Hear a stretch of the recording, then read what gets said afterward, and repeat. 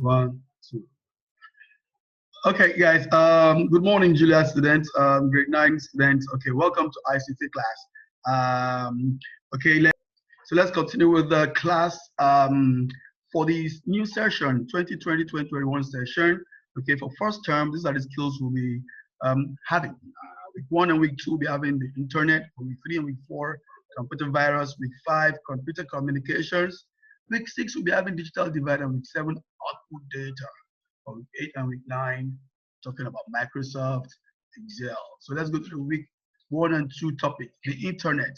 The internet, yeah, for the internet, we're looking at the following objectives. Number 1, we're defining the internet. And number 2, we're looking at the advantages and disadvantages of the internet. Objective 3, we'll be looking at what an ISP is, and we'll be explaining that. Objective 4, explain the use of search engines. And objective 5, differentiate between an analog and a digital connection. Objective 6, list things that can be done on the internet. Okay, so before we continue with the class, before I introduce the class, I'd like us to watch a short video. I know you would like this. Watch it. Of the internet, this is what comes to mind. The internet is not a bubble cloud, even in the new age of cloud computing. The whole fuzzy cloud picture was created by people more concerned about job security than education. This is the internet. The internet is a wire, actually buried in the ground. It might be fiber optics, copper, or occasionally beamed to satellites or through cell phone networks. But the internet is simply a wire. The internet is useful because two computers connected directly to this wire can communicate. A server is a special computer connected directly to the internet, and web pages are files on that server's hard drive. Every server has a unique Internet Protocol address, or IP address. Just like a postal address, IP addresses help computers find each other. But since 72.14.205.100 it doesn't exactly roll off the tongue, we also give them names like Google.com, Facebook.com, or SecurityCatalyst.com. So this is how it works. Your computer at home is not a server because it's not connected directly to the internet. Computers you and I use every day are called clients because they're connected indirectly to the internet through an internet service provider. Here, we'll pretend that this is my home laptop and I'm using DSL. Now let's pretend that I want to visit AOL.com, which is coincidentally both a server and an ISP. I hop onto my laptop with DSL, go through my ISP, onto the internet, and look at AOL.com. My computer connects with AOL.com, and I can look at its web pages. Now, let's say that I want to send an email to Aunt Ruth. Aunt Ruth has AOL dial-up from home, and I've got a Gmail account. I log on to gmail.com and compose a message to Aunt Ruth's email address, auntruth@aol.com. Once I click send, gmail.com sends the email to aol.com. The next day, Aunt Ruth dials into AOL servers and retrieves the email. Whenever an email, picture, or web page travels across the internet, computers break the information into smaller pieces called packets. When information reaches its destination, the packets are reassembled in their original order to make a picture, email, web page, or tweet. Okay, so imagine you're at work sitting next to your boss, and you're both surfing online. Your boss is doing market research, and you're updating your Facebook profile. You're both sending packets back and forth over the internet. But what's to keep your packets from accidentally ending up on your boss's screen? That could be embarrassing. The solution to that problem is IP addresses and routers. Everything connected directly or indirectly to the internet has an IP address. Everything. That includes your computer, servers, cell phones, and all of the equipment in between. Anywhere two or more parts of the internet intersect, there's a piece of equipment called a router. Routers direct your packets around the internet, helping each packet get one step closer to its destination. Every time you visit a website, upwards of 10 to 15 routers may help your packets find their way to and from your computer. Imagine each packet as a piece of candy wrapped in several layers. The first layer is your computer's IP address. Your computer sends the packet to the first router, which adds its own IP address. Each time the packet reaches a new router, another layer is added until it reaches the server. Then, when the server sends back information, it creates packets with an identical wrapping. As the packet makes its way way over the internet back to your computer. Each router unwraps a layer to discover where to send the packet next until it reaches your computer and not your boss's. And that's how. Also, yeah, you can now see from the video. I know we learned a few things. Number one, you probably heard a few terminologies, and we'll discuss them in the course of the class today. So first and foremost, let's look at the meaning of the internet. The internet is a worldwide system of interconnected computer networks. You have different networks coming together and having the ability to link one another via a very thick reliable cable. But I know some of your list systems are not connected via the cable. They are connected wirelessly. Yes, but somehow at the back end, through your ISP, there is something called the fiber optic or a copper cable that ensures that network is stable on your end. So that is what that video was trying to say. Okay, so the meaning of internet again is a worldwide system of interconnected computer networks. Subsequently, as you grow, you begin to hear things like LAN, that is local area network, and WAN, wide area network. You know what that means in essence are these are different kinds of network depending on the size of your connectivity or your connection. So bringing all this LAN together, to form a very big one, gives the internet the opportunity to allow systems interact with one another. See, it says when you connect your computer to the internet via your ISP, you become a part of the ISP's network, which is connected to other networks that makes up the internet. So that's what I'm trying to say there. Okay, so let's look at the advantages of having a network, of having the internet as the network of all networks. Number one is that it enhances communication. So as you can see, communication becomes improved. Right now I'm talking to you and it's possible for you to receive this video because you have internet access. Yeah, so it enhances communication system. Number two is a source of getting information. The video I just played for you here, I got it from the internet. Okay, so same thing I know most of you guys do too. So it's a source of getting information. It enhances social networking.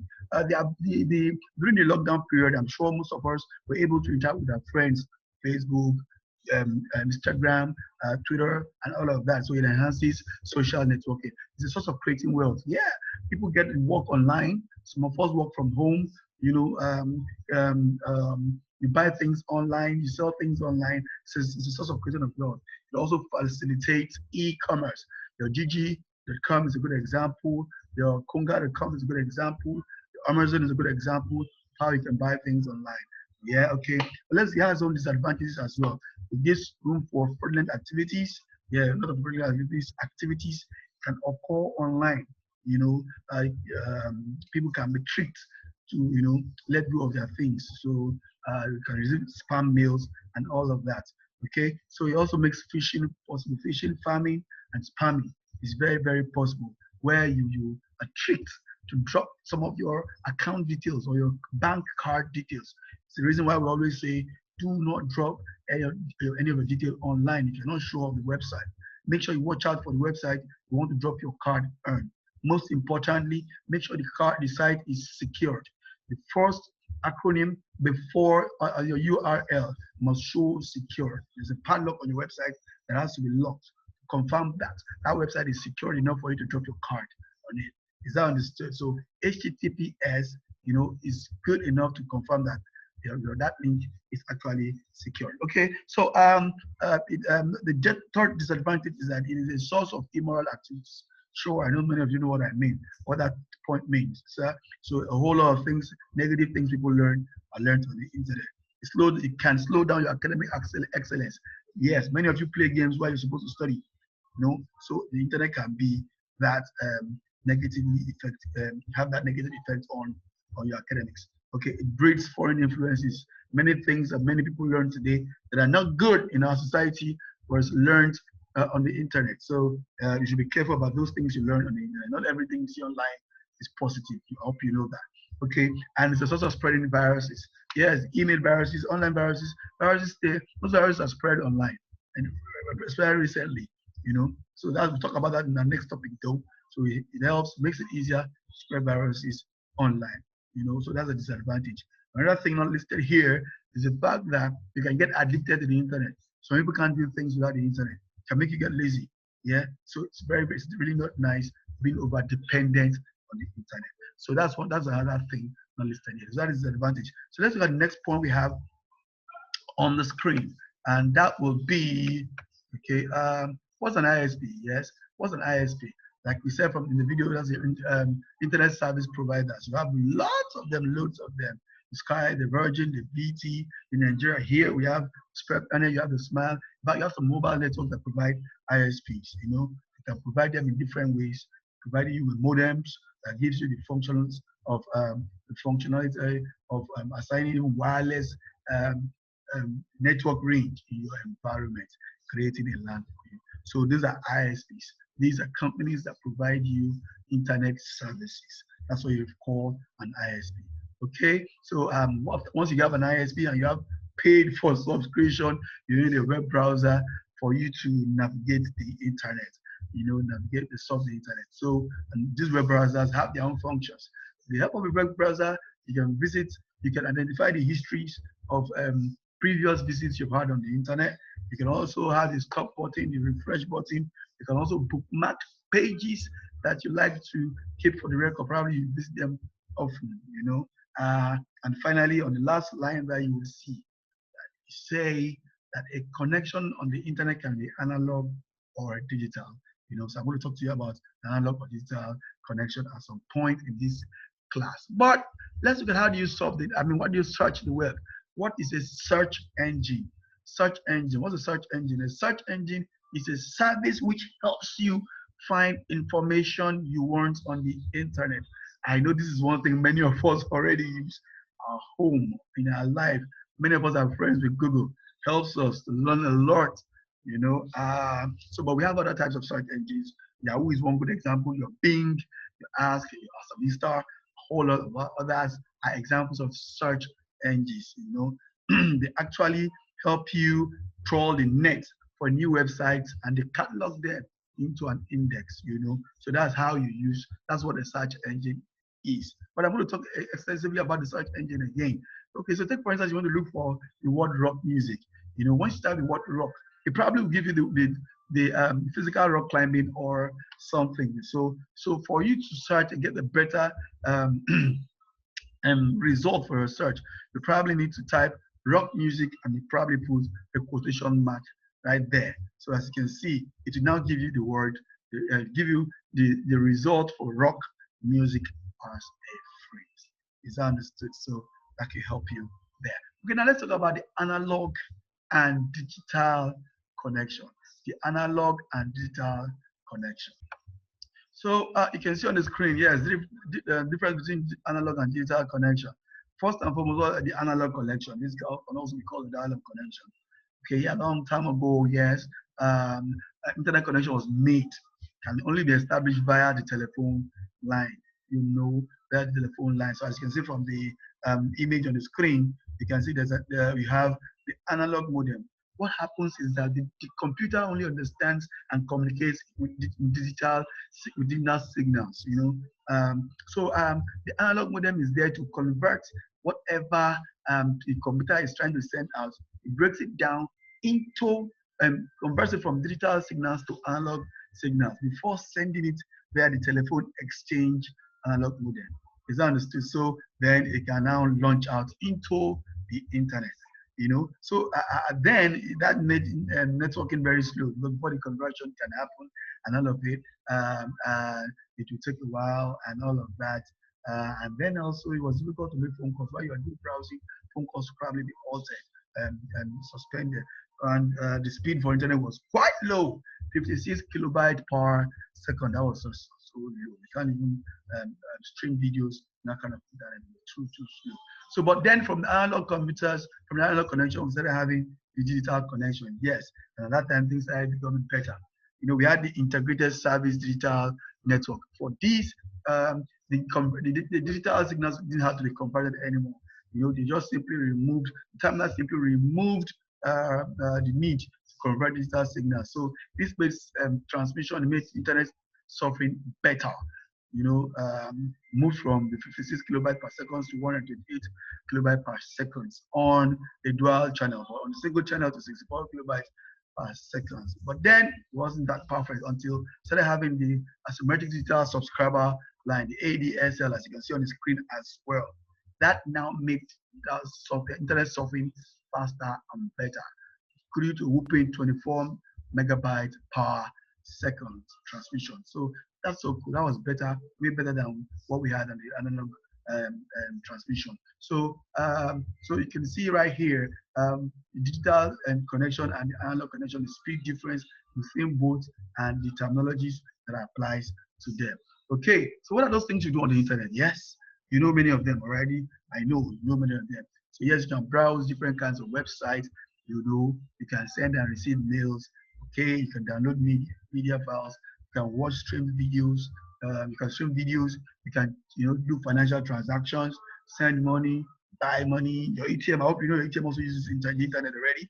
Okay, you can buy goods from online shops. I know lots of us do that already too. Okay, you can access educational materials. That happened a whole lot during the lockdown period, which I know most of us benefited from, thanks to the internet. So you can create, store, edit, and share your documents online. Courses, you can do that. Okay, so you can interact with friends via your social media pages, create a blog, you can play games, you can send instant messages, and do a whole lot more things on the internet. So at this point, let me give you the simple assignment. I'd like you to identify the things the internet offered you during the lockdown period. Share with me. And then tell me what are those demerits, those disadvantages, those things that were not really nice that the internet offered, during the lockdown. Share with me on your Google Classroom. Thank you very much, guys. It was nice being here. And so you can see, I'm going to share your master note with you later. So you can get detailed information, names of those who helped develop the internet, and a few more information at the end of the day. Okay, and thank you very much, guys. Remember, you need to study all the time. Study to show thyself approved. Thank you, and enjoy the rest of the day. Bye.